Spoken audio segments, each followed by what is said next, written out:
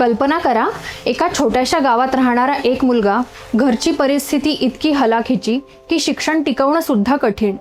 पोट भरण्यासाठी कधी इस्त्रीचं काम तर कधी सुरक्षा रक्षकाची नोकरी.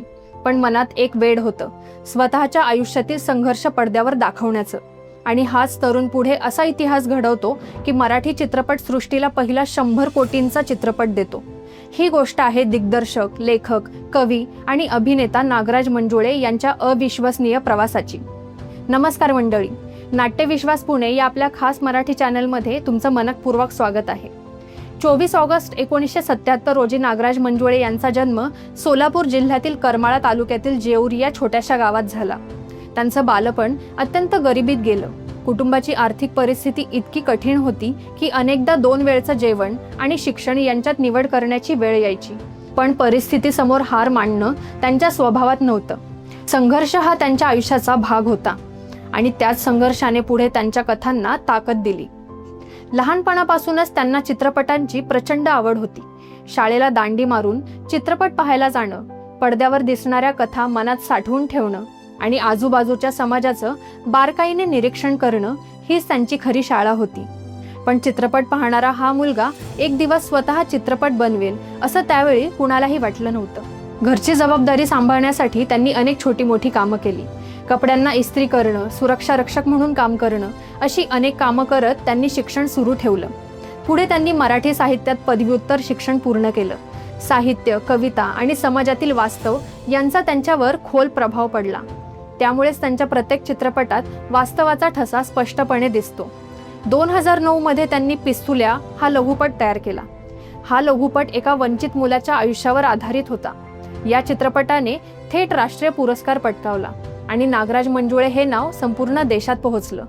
एका नवोदित दिग्दर्शकासाठी हा मोठा टप्पा होता. पण त्यांच्या आयुष्यातील खरी क्रांती अजून बाकी होती. 2014 मध्ये प्रदर्शित झालेला फॅन्ड्री हा चित्रपट मराठी चित्रपट सृष्टीसाठी टर्निंग पॉइंट ठरला. एका निरागस प्रेमकथेच्या माध्यमातून त्यांनी समाजातील जातीय विषमता इतक्या प्रभावीपणे मांडली की प्रेक्षक अक्षरशः हादरले.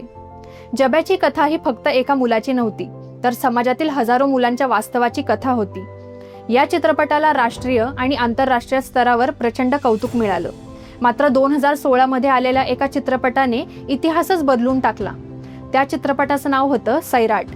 कोणतेही मोठे स्टार नाहीत, कोणतंही भव्य बजेट नाही, फक्त दमदार कथा, वास्तववादी अभिनय आणि अजय अतुल यांचं जादुई संगीत.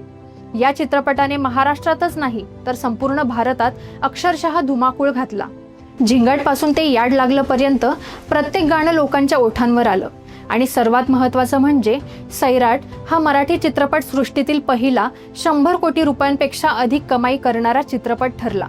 मराठी सिनेमाचा दर्जा आणि बाजारपेठ दोन्ही बदलून टाकण्याचं काम या एका चित्रपटाने केलं.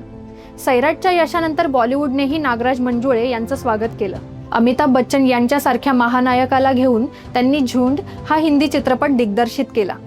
झोपडपट्टीतील मुलांना फुटबॉलच्या माध्यमातून नवं आयुष्य देणाऱ्या विजय बारसे यांच्या जीवनावर आधारित हा चित्रपटही त्यांच्या सामाजिक जाणीवेचा उत्तम नमुना ठरला. त्यानंतर त्यांनी निर्माते म्हणूनही अनेक दर्जेदार चित्रपटांना पाठबळ दिलं आणि मराठी चित्रपट सृष्टीला नवे कलाकार व नवे विषय दिले. नागराज मंजुळे यांची खासियत म्हणजे ते कधीही काल्पनिक जग उभं करत नाहीत. ते आपल्या आजूबाजूच्या माणसांच्या कथा सांगतात. त्यांच्या चित्रपटात नायक सुपरहिरो नसतो, तो आपल्या आसपासचा एखादा साधा मुलगा असतो. त्यांच्या कथांमध्ये भव्य सेट नसतात, पण खऱ्या भावना असतात. म्हणूनच त्यांच्या प्रत्येक चित्रपटाशी प्रेक्षक स्वतःला जोडून घेतात.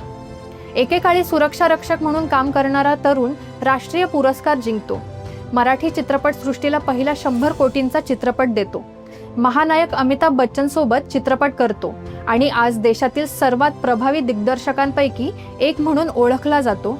ही केवळ यशोगाथा नाही, तर प्रत्येक स्वप्न पाहणाऱ्या तरुणासाठी प्रेरणा आहे. परिस्थिती कितीही कठीण असली तरी जिद्द, मेहनत आणि स्वतःवरचा विश्वास असेल तर यशाचा मार्ग नक्की सापडतो. हे नागराज मंजुळे यांनी आपल्या आयुष्यातून सिद्ध करून दाखवलं आहे. नागराज मंजुळे यांना वाढदिवसाच्या मनपूर्वक शुभेच्छा. तर मंडळी, आजच्या पुरतं एवढंच. आम्हाला आशा आहे की तुम्हाला आमचा हा पॉडकास्ट अवश्य आवडला असेल. आवडला असल्यास लाईक व शेअर करायला विसरू नका. तुम्हाला नागराज मंजुळे यांचा कोणता चित्रपट सर्वात जास्त आवडतो? तुमचं उत्तर कमेंटमध्ये नक्की सांगा.